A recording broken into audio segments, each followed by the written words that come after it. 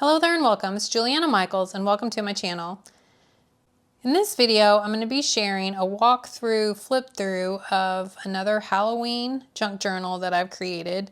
Again, attempting to make a dent in my stash of Tim Holtz Halloween Idea-ology.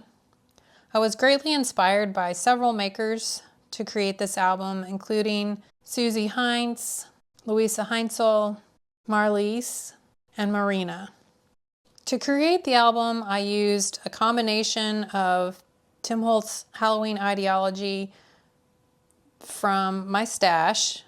The base of this album was created using the Eileen Hull Frame Pocket Journal Sizzix Bigs die, and I cut the cover from a piece of mat board and then adhered patterned paper to that using collage medium, and then added some washi tape to the spine just to give it the ability to be a little more flexible.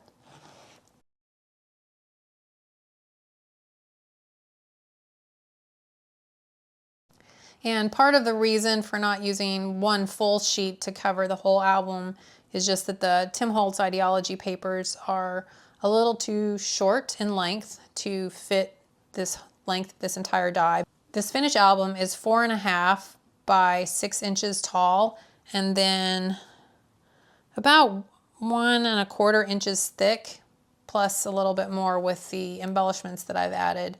So it got kind of chunky and thick on me pretty quickly, but just kind of, here's a little wraparound of how the piece is assembled. I really was trying to just use up a lot of my stash, and that included even like leftover papers and scraps of papers, washi tape, but then I also threw in a few of the newer Idea-ology elements from this year, like these little wood planks, and this is greatly inspired, this element here on the spine, by something that Susie Heinz did on one of her junk journals that she shared during the Tim Holtz's Idea-ology Live. And I also used some mummy cloth here to kind of wrap around to help hold the album closed. So I actually added that before I adhered the tape to the spine. And the mummy cloth was just dyed with some black soot, distressed spray stain, and then dried that with my heat tool. And then on the cover here, I took one of the window frames and grunged it up using the distressing hammer, and then I added some grit paste, and then from there I used a little bit of black soot distress paint, and I just a tiny little bit of it on my finger, and then I kind of dabbed over the areas where I had the grit paste to kind of darken those and grunge them up a little bit. Behind the window, I placed one of the shattered Transparencies, and then I've got a paper doll and some ephemera pieces there just to kind of create that little window scene. And in the front of it, here's one of the metal labels, and I've added some brads to the edge of it and a little lock. And to get that kind of distressed, I applied collage medium to the metal first, let that dry, and then I painted both of them with some black soot distress paint, and then I lightly sanded over the top of this to kind of remove the paint from the letters so then you could read that again. And then I added a little bit of some translucent grit paste to it as well. Now, as far as the grit paste that I used on the outside here, that was translucent grit paste. And I used that throughout the album here and there just to add that little bit of grunge. Now, as we flip to the inside, you can see here some different pattern paper than what was on the front cover. Again, just kind of using my stash of pattern papers to finish and create this album. Each of the signatures inside is created using distressed mixed media heavy stock, so that's that cream off-white colored cardstock. And I cut those to 6 by 8 3/4 inches. And then I scored it at 4 1/4 and then 4 1/2 inches to kind of create that little bit of a gap there that would allow me to create layers and kind of try to adjust for the bulk that I was going to be adding in here. As you can see, it still ended up being overstuffed, and I probably should have just stuck with just 2 signatures. And then on this page, I actually have this little flap that I added that's like about a 2-inch flap. So onto that 8 3/4 inches, I had cut this one down to 10 3/4 inches and then scored it here at 2 inches from the edge to create that little fold over piece.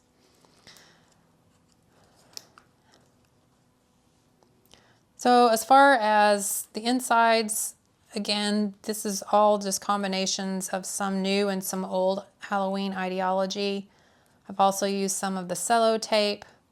This has got one of the moths here, and then I just added a little bit of stitching to this layer piece using some sewing thread, and I did this stitching here before I adhered this piece to the signature.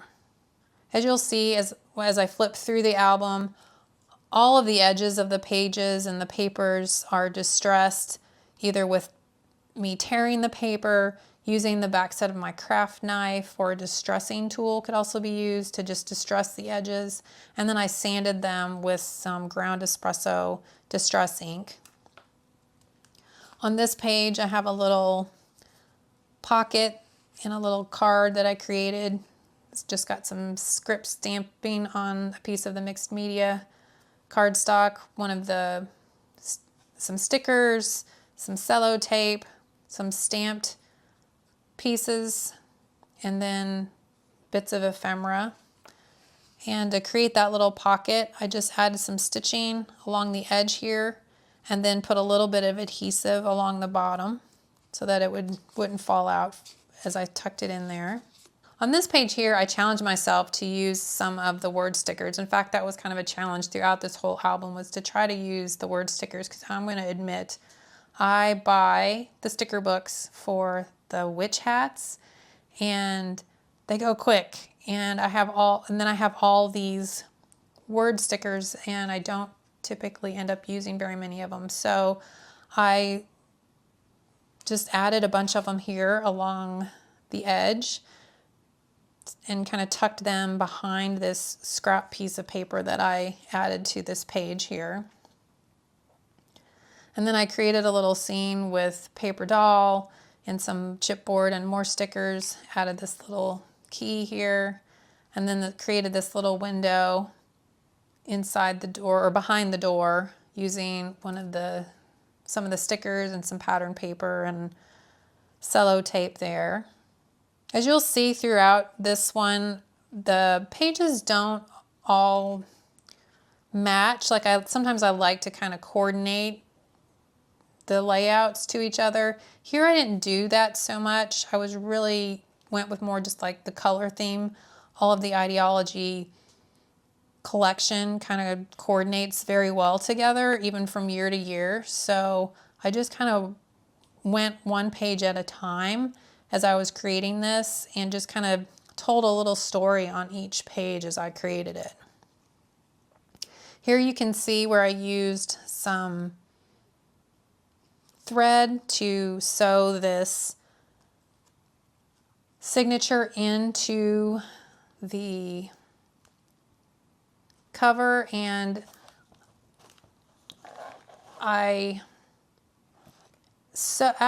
So when I started this album, I actually created all of the inside pages first and then attached them to the cover.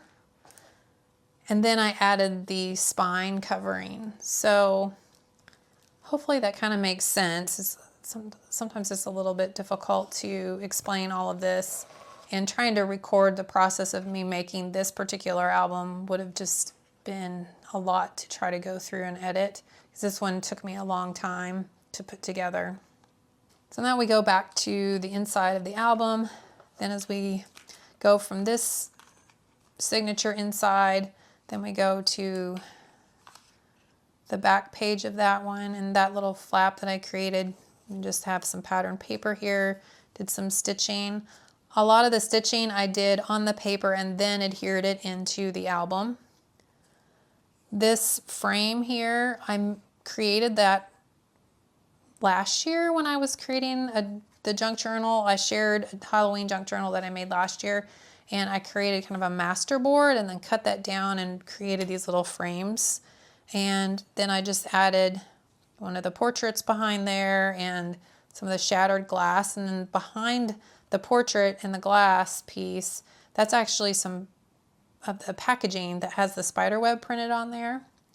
And then I added some ephemera and stickers and die cuts. And here I have a little pull out. So I just didn't adhere the frame all the way down. So there's some adhesive down along the bottom and along this side, and then this is open. And then this is just a piece of just one of the ephemera pieces. I added some pattern paper to the back of it to make it a little more substantial, and then added this little stamped tab. Then onto this page, we've got our little merry trio, and I just took several paper dolls and some of the witches' hats. Like I said, I love using those, and layered on some chipboard pieces and some stickers and some ephemera, some cello tape. The background piece here is just a piece of ephemera. And then I added some of the grit paste to that, and then again kind of dabbed over it lightly with a little bit of black soot acrylic paint, and then wiped off the excess just to give it a little bit more grunge and distress. And then on the inside, this again was another one of those pages that was really inspired by the junk journal that Susie shared. I loved how she had framed this piece, so I did kind of similar thing there. And then just left this to you could tuck something in there if you wanted. I didn't end up doing anything, but I certainly could have created a little tuck card to put in there. This side though does have a tuck card. This comes off using one of the Tim Holtz Idea-ology paper clips there. And then I also used this specimen die that's from Creative Expressions, I believe, and just created this little specimens, and just created this little specimen slide using, again, just bits and pieces of ephemera. Did some stamping on it, added a moth there that I had die cut and then colored in with some distressed watercolor pencils. And then on the back side, I kind of goofed, as you can see. It should have been like this, but things got adhered upside down, but it's all good. So again, just more layers of patterned paper, a paper doll. Added some of the little bat wings and did some stamping again. So this entire piece is cut out of that Distress Mixed Media Heavy Stock. And then I ink smushed it. In fact, I forgot to mention that on all of the like base for each of the pages that I used that Distress Mixed Media Heavy Stock, I ink smushed all of those papers into old paper distress ink, and then inked the edges of all of them with ground espresso distress ink. And then from there, I just kind of adhered just the edges here with a little bit of some foam adhesive, so it kind of pops it up and gave me space for the thickness of this. And then I could slide that in, and it just kind of creates a little band there that holds that in place. And again, you can see here where I used just some thread to hold that signature in place. Probably what would have been easier, and what I probably should have done, is just taken this thread and wrapped it kind of around and gone out like around the outside of this, and then just tied it on the outside. I think that would have worked just fine. But originally I was kind of thinking I wanted to hide all those threads, so they're like underneath this washi tape. But I think that would have been kind of cool to have seen those threads hanging out back there. Now on to this layout. Again, just layering more of the paper dolls and the stickers and ephemera to create the scenes. Again, using some of the packaging behind that frame. On this page, again, you can see where I challenged myself to use some of the stickers. I had seen, I think it was Marley's, had used the skulls and kind of stacked them up on the side of one of her pages, and I just thought that was a really cool way to use those skulls, so I was inspired to do that on this page here. I'll go back to this one here. You can see again where I used some of the stickers from the sticker book behind there just to use them up and add to kind of the design there of the background. And then for this spread here, got another one of the windows, got the grit paste, the transparencies, added the layers of patterned paper, the paper dolls. And then for this page, I've got this little pocket that I created using a pocket die, and then just layered on some various ephemera pieces and some cello tape. And then I created this little folded card. Again, greatly inspired by Susie for this, and just layered on different ephemera pieces and cello tape. This was cut from, this was just a piece of Distress Mixed Heavy Stock that I did the ink smooshing on, and then added some stamping, and then added this butterfly to the inside, which I stitched in place using my sewing machine. And then just layered some patterned paper and ephemera pieces, cello tape. And then on the back here, just another one of the pictures and some more of the ephemera pieces and cello tape. And then last but not least, I created another page kind of similar to the one that was in the front here, where I took a piece of ephemera that had like a script kind of book feel to it, and then one of the moth transparencies, and added the stitching and some labels and ephemera pieces there. Well, I hope you enjoyed seeing how this Halloween junk journal mini book, mini album came together. I am having so much fun creating these. I don't know what I'm going to do with all of them, but I've starting to get a little bit of a collection of them now. If you're interested in the ones that I did previously, I'll put some links to those in the description box below, and you can check those out. So I hope this inspires you to get out your Halloween goodies and start playing and creating with them.